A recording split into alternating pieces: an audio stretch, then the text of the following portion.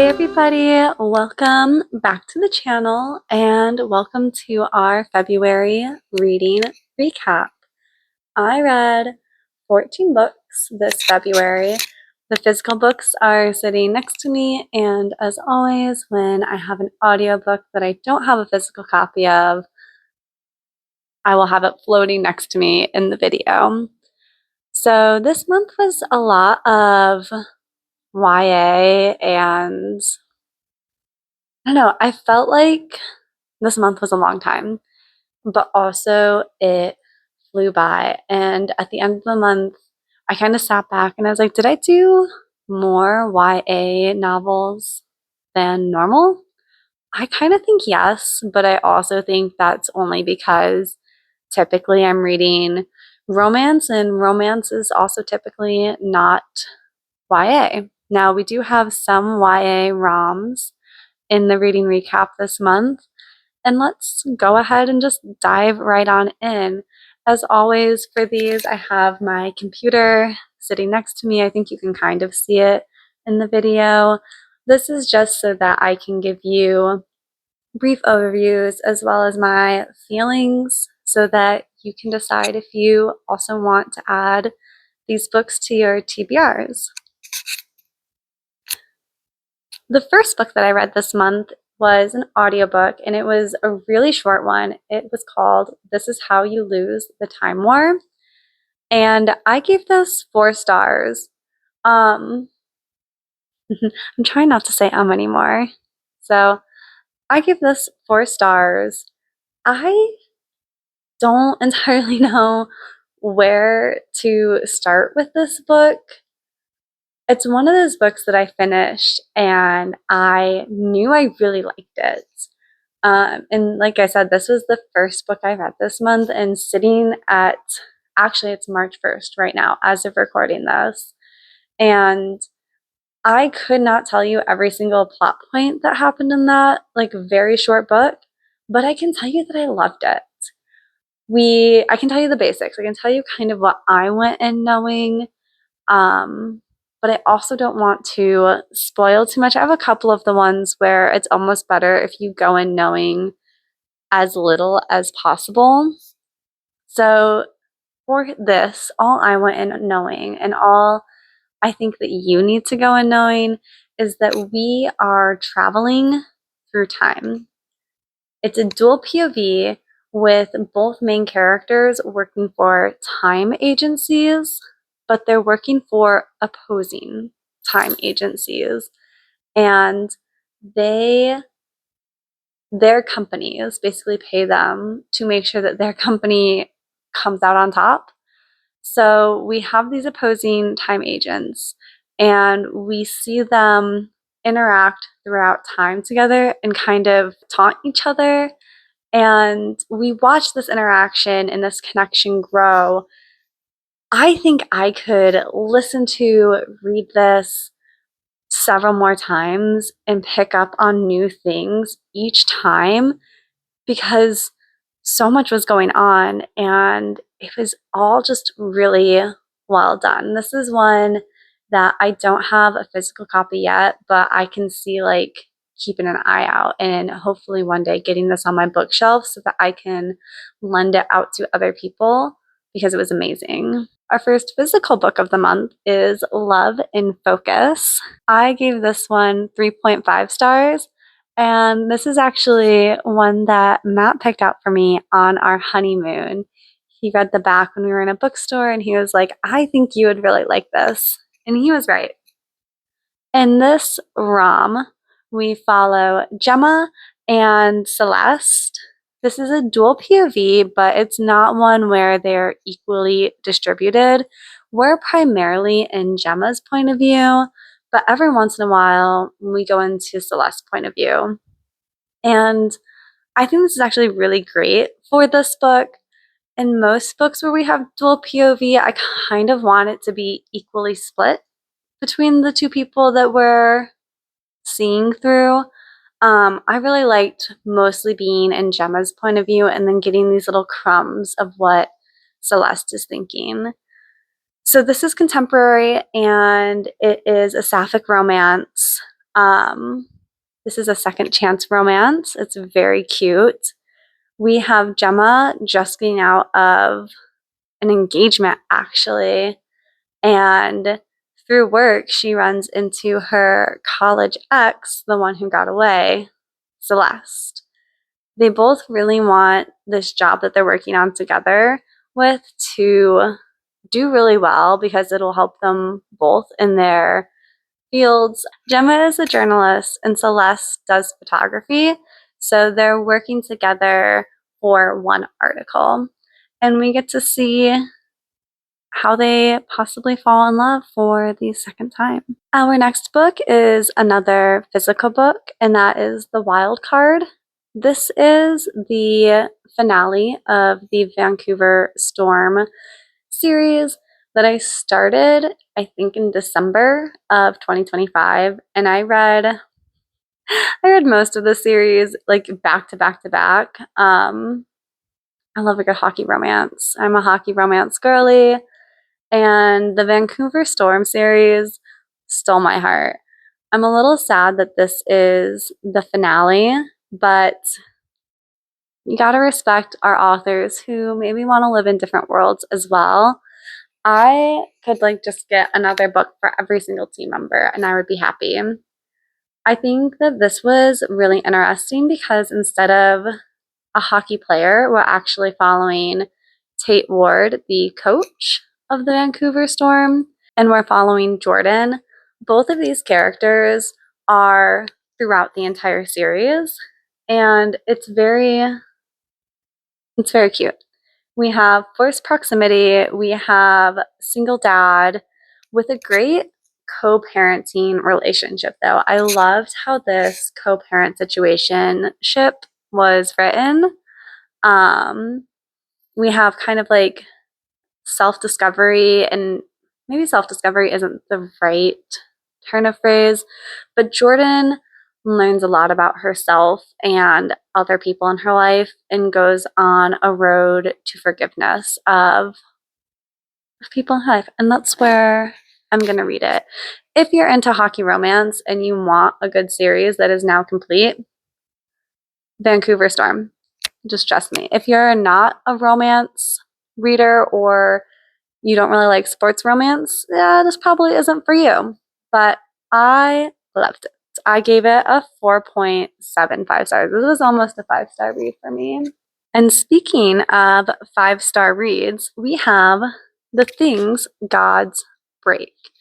This was primarily an audiobook for me, but right at the end, I switched over to reading the physical copy because I had purchased it.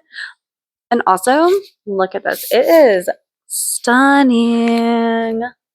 Look at these edges. When book 3 comes out, I will need to order the deluxe copy. Unfortunately, I cannot get the deluxe copy of the first book. We're gonna shed some little tears for that. But it's a gorgeous book, and it was a 5-star read for me. I feel like I've rambled a little bit. Very sorry. Let's focus. We are following Lyra again, and of course, Hades, and our ensemble from book 1. I'm not going to say too much about this book because it is the second in a trilogy. Book 3 comes out later this year. But I don't want to spoil anything because what Abigail Owen has done in this book, it's a masterpiece. We take characters, like traditional characters who are mythological characters who we've had retellings of or our perceptions like fixed for a long time, and just turns everything on its head. And I think that's why this was a 5-star read for me, because Greek mythology is something that I've been a fan of since I was a child. And this is such a new twist on something that I've loved so much. That's all I'm going to say. If you like Greek mythology and you read book 1 and you really liked it, I think you'll like book 2 even more, with the slight warning that we are messing with time in this book. So if you're not a fan of messing with time, maybe don't even start the series, or just leave it at the end of book 1. Just be like, oh, book 1 was great, I'm not even gonna finish book 2. If you don't mind it, I think it was done really well.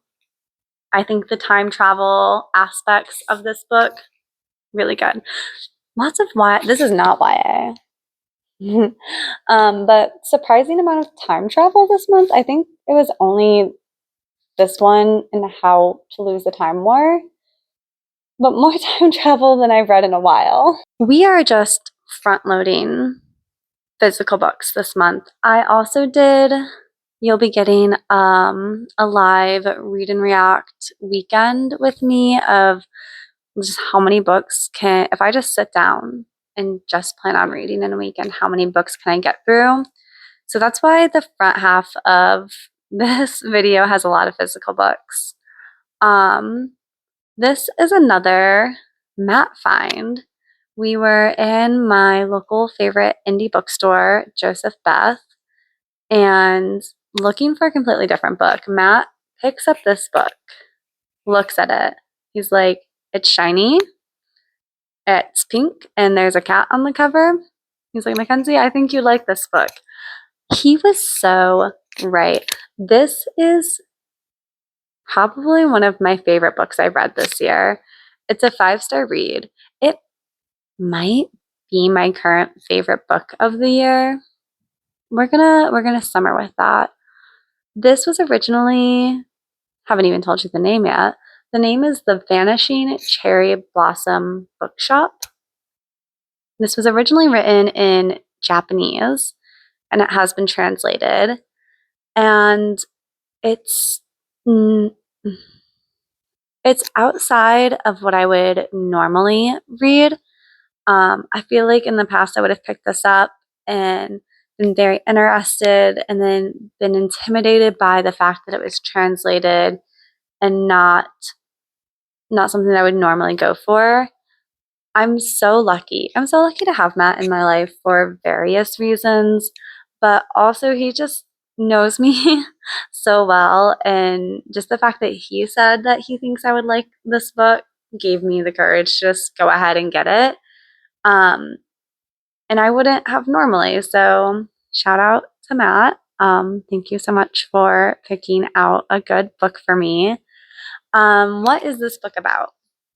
So we have a magical bookstore that only appears during cherry blossom season, and it doesn't appear for everyone. There are certain conditions that have to happen for you to enter into this bookstore.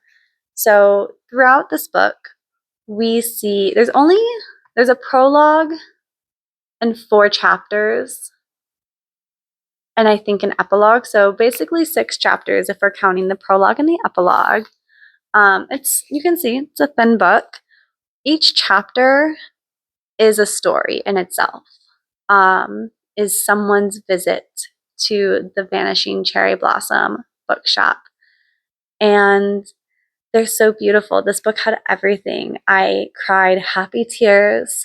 I cried sad tears. Like, I was a blubbering mess for part of this book. And in the end, it wrapped up so perfectly that it made my heart smile. So it's like not even a great description on my part, I feel like.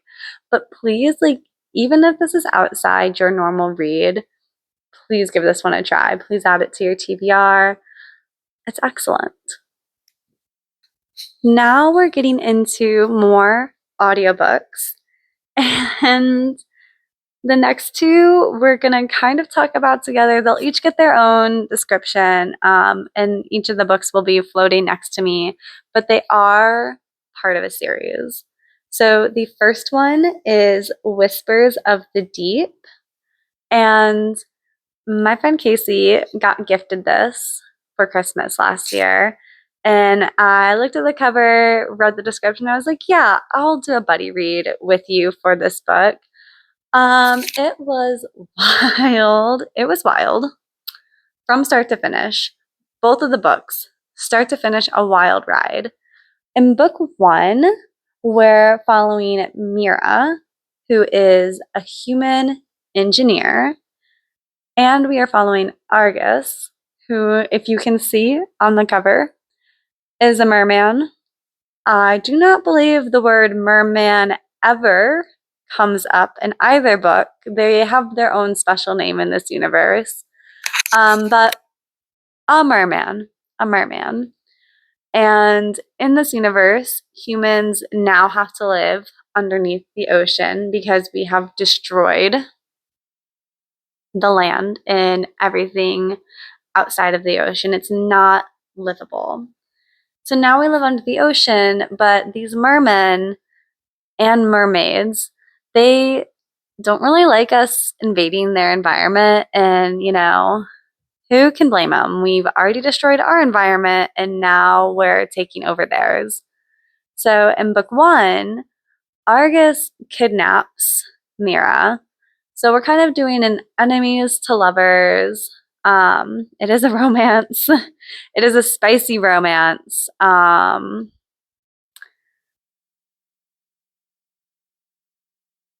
are no words. There are words that I'm not going to use to describe. Just, it's very spicy. It is very spicy. There is, not human anatomy. It is what we would lovingly call a monster romance in the genre.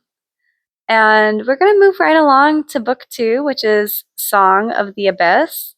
We have a returning character from book one, Deus, I believe is how you pronounce his name. I did listen to the audiobooks, and from looking at my notes of how I've spelled this name, not entirely sure if I pronounced that correctly, so please forgive me if it was wrong. And Anya. So again, we have a merman and a human girl. This is not enemies to lovers. I would say this is like, maybe not friends to lovers, but like people with the same goal to lovers. Anya willingly goes with the merman, with Deus, because she does not agree with what the humans are doing. I think a really like highlight of this book is in here we get a lot more diversity. So Anya has lost most of her hearing, and she has basically this world's version of hearing aids. And she uses sign language, which I think is amazing to read about. And then Deus, how did I pronounce his name? Like literally a minute ago. Only has one arm. He lost his other arm in a battle with the humans in book one. Spoilers. So seeing these two people navigate their disabilities is very interesting. And there's a scene, and this is a little bit of a spoiler. There's a scene where Mira from book one has made Dios like a prosthetic arm, basically. And we see Anya kind of grapple with her feelings about it because to her, he's perfect. Like he doesn't need like to be fixed. He doesn't need the arm. But she wants to respect his feelings if he wants that for himself. But for her own life, she originally had hearing and lost it in her childhood due to an accident. And she feels as if this has made her a better person. And she talks about how if someone offered her like a way to get her hearing back, she would say no because she's perfect the way she is in her mind. She's a better person because of what she's gone through. And I just thought it was so like that scene and those emotions and those feelings were really well written. And they're in a monster romance, which is amazing. I love the diversity that we get in this magical world where humans are forced to live under the sea and there are mermen with merman anatomy. Yeah, so both of these books were 3 stars for me. Brandy and I got into a discussion the other day about like what like stars mean to us.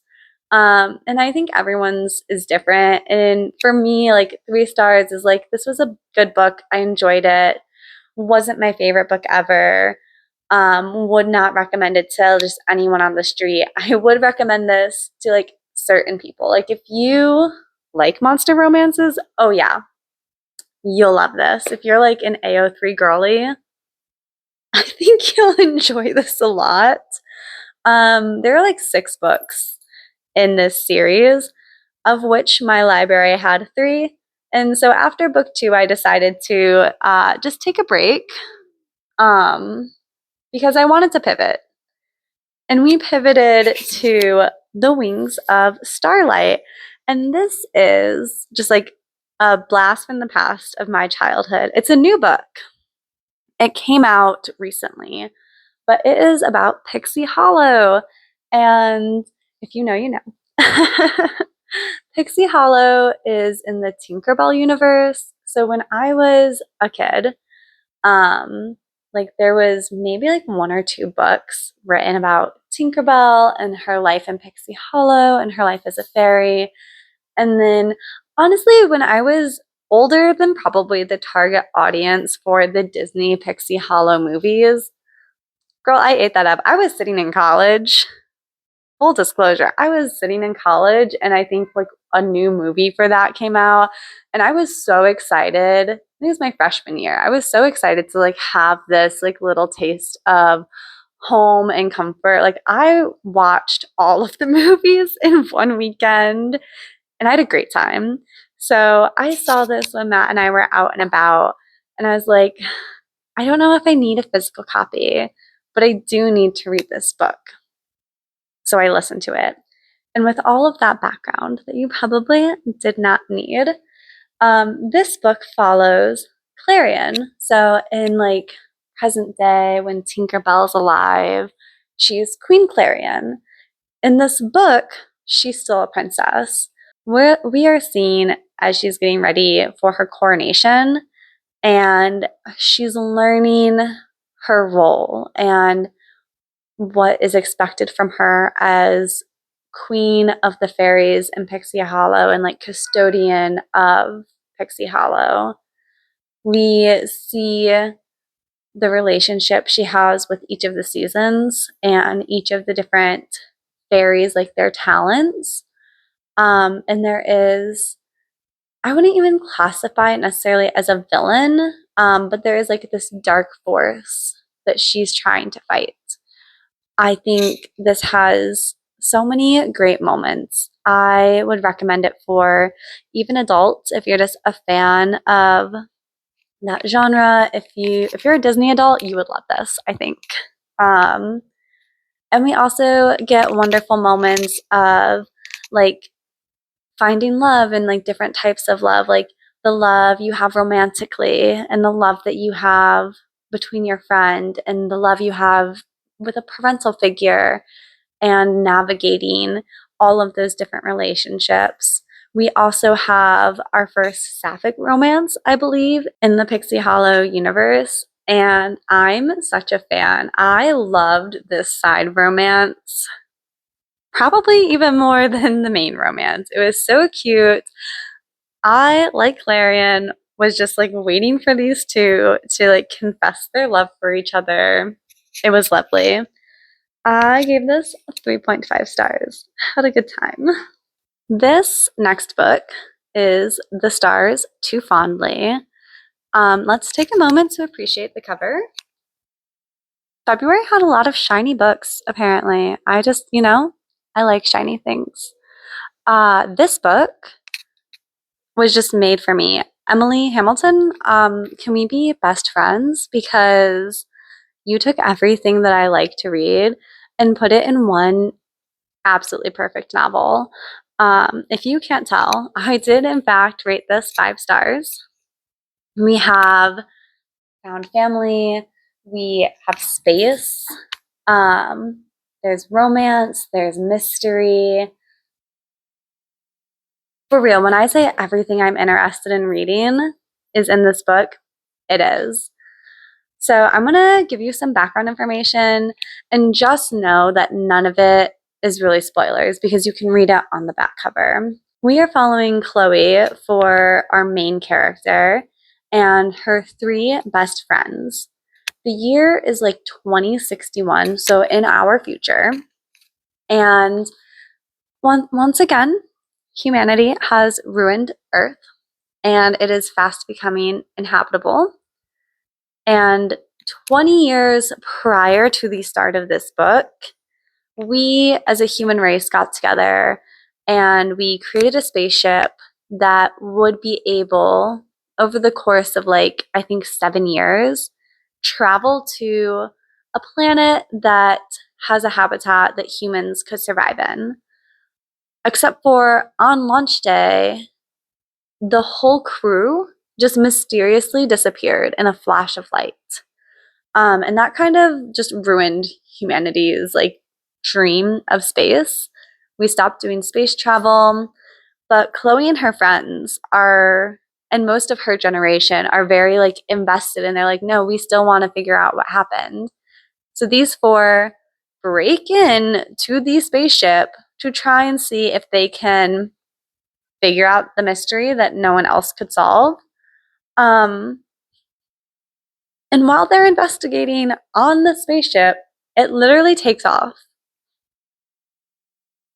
And now they're on their way to a different planet. Yeah, and strange things start to happen. Did I forget to mention that there are also some like kind of super powery things happening in this book? It's perfect. It is the perfect book. Thank you, Emily Hamilton, for bringing this into the world. And yeah, I'm checking my notes to make sure that I haven't missed anything. And I did miss one thing that I still really liked, but might be a deterrent for some readers. There's like not one set writing style, I guess is what I'm going to say for this book. We have our main character, Chloe, and we're in her point of view for, I feel like, most of the book. But we also get this omniscient third person point of view for some parts, and this is italicized. And that's not it. We also get like important documents that are transcribed in the book. And I think this is key to try and like help us solve the mystery that the group was trying to solve. I liked it, but I can see maybe it's not for everyone. But I'm just going to double down and say it's the perfect book. So you can have your opinions. That's fine. Back to audiobooks. I was absolutely blessed at the beginning of this month to meet Jo Segura during her talk at the Toledo Public Library. And while I was in line, my friend Victoria went with me, and we were in line to get our book signed, and we're just chit-chatting as you do. And she tells me, Mackenzie, did you know that Ashley Poston, hope I said your last name right. Did you know that she also has a YA romance trilogy that are like retellings of classic fairy tales? And I did not know this, friends. So I, of course, went to Libby and downloaded the first 2, and I have to wait for the third one. But the first one is called Geekerella. This is a retelling of Cinderella in modern day through the eyes of a girl she's a nerd. She likes going to cons. She has a favorite TV show called Starfield. In this universe, like Star Wars, Star Trek, Firefly, they all exist. And Starfield is just like synonymous with these other fandoms. And it is getting a reboot. So it is dual POV. It is a YA romance, and it's like another Cinderella story. I thought this was really good. I think Ashley hit like all of the things that make a YA romance excellent. There was that giddy feeling. There were so many moments of secondhand embarrassment where I was just listening, sitting at my desk going, no, no, don't. No. But it was great. I gave it 3.5 stars. And then I also dove right into book 2, which is The Princess and the Fangirl, which is I also really enjoyed. I think the first book was just a little bit better, so I gave the second book 3.25 stars. And this is based off of the classic tale, The Princess and the Pauper. So, also dual POV. This time, instead of our main characters falling in love with each other, they fall in love with other characters that are more side characters. We're following Jess from book 1, and we have a new character, Imogen, for our other female main character. And they're working together. Well, they're not working together for the whole book. They don't have the same goal for the first like half of the book, but they are switching roles because they are nearly like identical. Like you can't tell them apart. So it's probably a good thing that they are not each other's main love interest. Victoria pointed out like it might be kind of weird like falling for your identical twin. Things that I really liked about this book is that we got a sapphic and a straight romance happening at the same time, and I think it was very cute to see both of them play out. I think Ashley had the pacing perfect that like both romances and like storylines went together well enough and it didn't feel rushed. Like it was the perfect amount for each romance. Yeah, it tied together really well. And I'm excited to get to book 3, which I'm hoping to start sometime next week when my Libby hold comes through. Our next book is a book that has been on my TBR for such a long time. In addition to more YA books than normal this month, I've also had a ton of buddy reads. Victoria did the buddy reads with the 2 Ashley Poston YAs with me, buddy read with Casey, just buddy reads all over the place. In the Inheritance games, I buddy read with producer Brandy. This is another YA book. This, I feel like it's probably categorized maybe as just like general fiction, because it's not really fantasy. We're like solving a mystery. We're in the POV of Avery.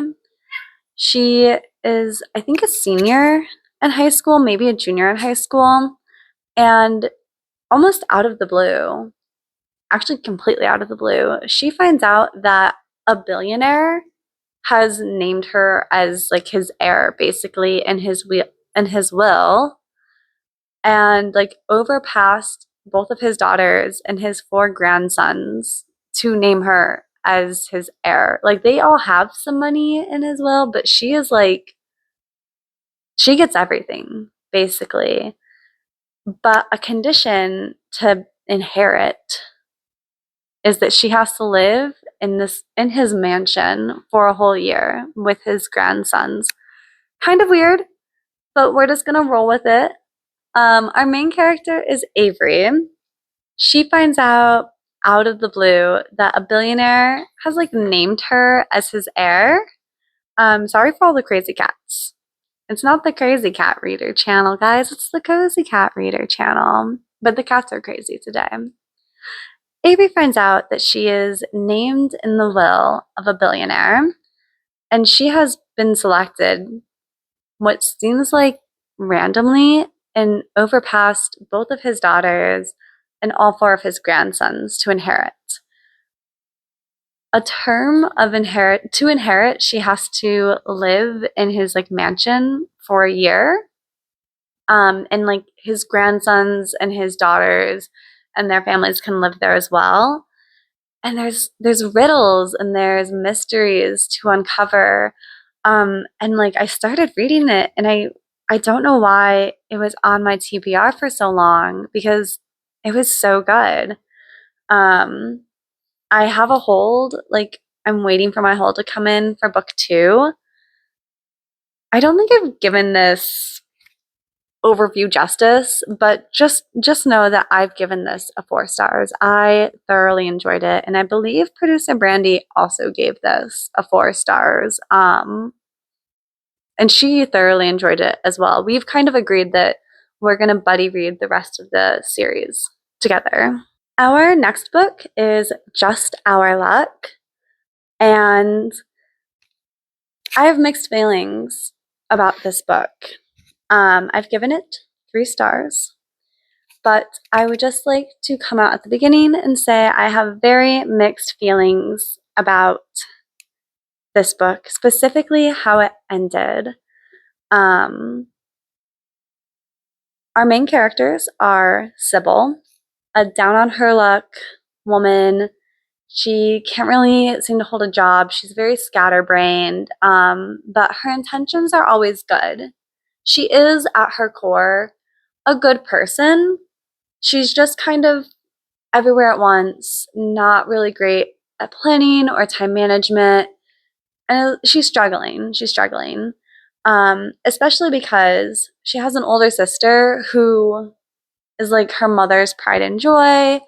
They're basically exact opposites, but there's like no tension between the sisters, which I was really grateful for. They love each other. They love each other so much, and it's lovely to see. Unfortunately, there is tension between Sybil and her mom because she always feels like a disappointment, especially compared to her older sister, Grace. So after a string of just like really bad luck where she can't hold down a job and she can't find like a partner who's like good to her, like let's be real, the dating pool not great. She decides to swear off men, and she's gonna buy a lottery ticket and buy some donuts, and she's gonna swear off men. Enter Kieran, who is working at the donut shop that she goes into late one night. Um, and he is also kind of down on his luck. He's only working at the donut shop because it's his grandfather's donut shop, and his grandfather had a very bad stroke, and can't run it and can't really take care of himself right now. So Kieran has taken a gap year basically. He finished up his second year of medical school and then asked for a deferral, and it was granted so that he could have a year off to take care of his grandfather, because his grandfather is also like his guardian. Um, and a turn of events that leads these two into a very wonderful fake dating trope, and almost like forced proximity. These two start dating, and it's wonderful. Sybil does in fact win the lottery, and she wants to help people. She wants to help Kieran and his grandfather. She wants to help those in need in her community, and it's wonderful. And there are so many great things about this book. These characters push each other. They grow, and they have internal growth of like, I do need to be more structured, or I do need to like loosen up. And they have growth together and how they communicate. And it was such a cute romance, with some good messages throughout until 90%. Um, and at 90%, what I thought was going to be the third act conflict, and what I thought the conflict would be, I thought it would tie everything together really well.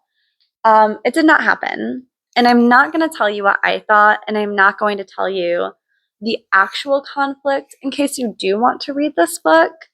What I will say is that this conflict happened like 90% of the way through the book.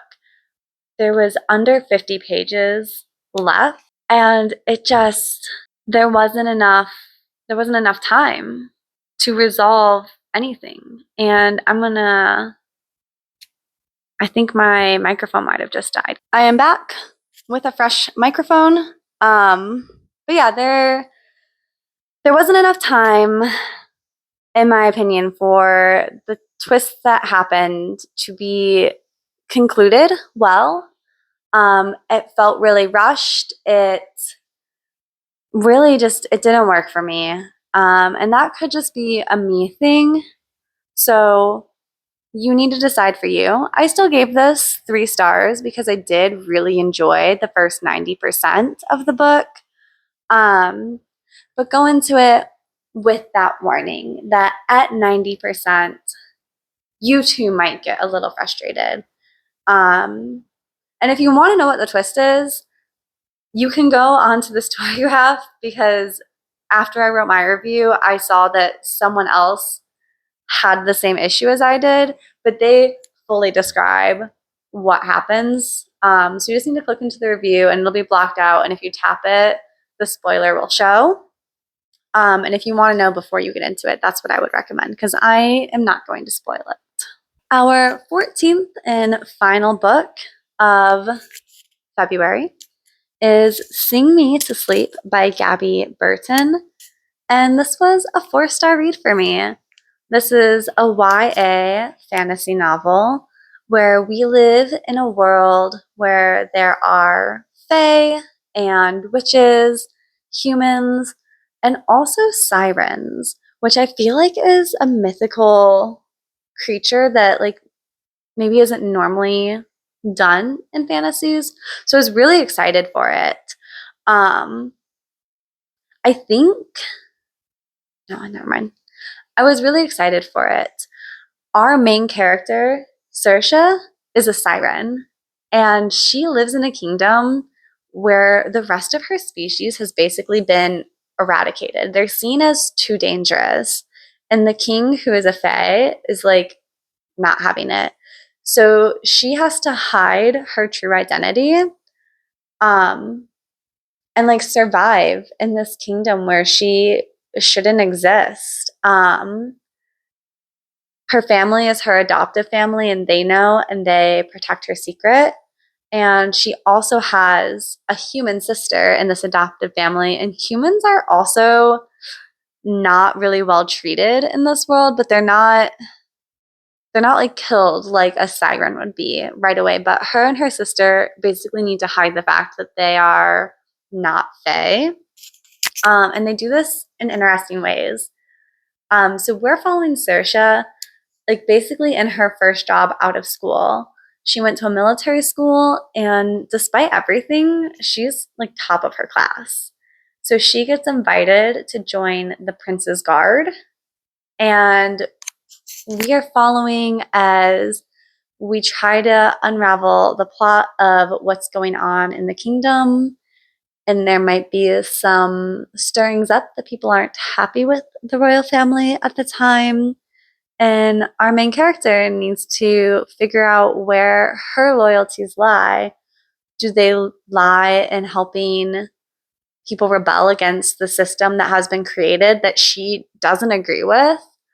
Or do they lie with the prince, who is nothing like the king and doesn't believe the same things that the system is currently allowing to happen, who is also taken with her even without knowing that she's a siren? I think Gabby did a really excellent job with this book. We have really good and like thorough world building. It's interesting, it's new.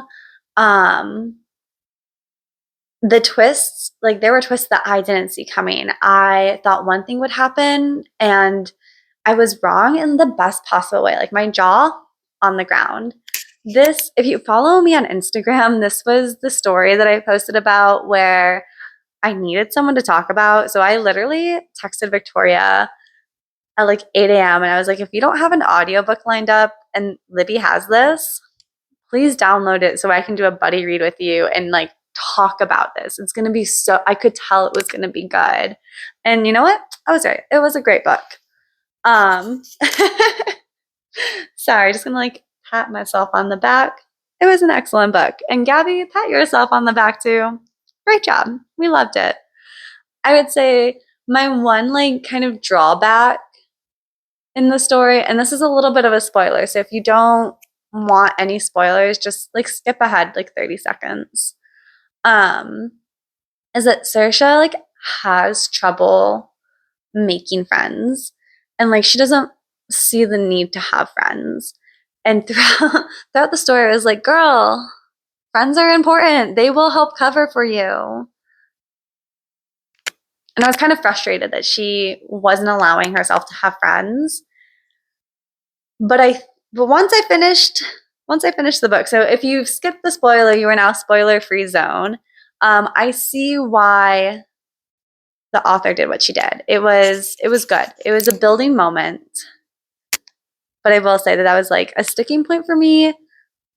But it was worth it. Like the payoff was definitely worth it. And I'm excited for book 2. I'm hoping to get that one sometime this month. So this was a little bit longer than I intended. I'm really trying to keep these succinct. And sometimes it just doesn't happen. I like to ramble. I like to give some background information on some of the books that I read that are really just specific to me. But if you've made it this far in the video, thank you so much for joining me shouting into the void about books that I've read. I hope that maybe you've found a book that you're excited about that you've added to your TBR. If you did, like, tell me in the comments which book from the books that I read this month you're most interested in. That would be fun. And until next week, I hope you all are having excellent months. We're almost to spring, guys. We can do it. Bye.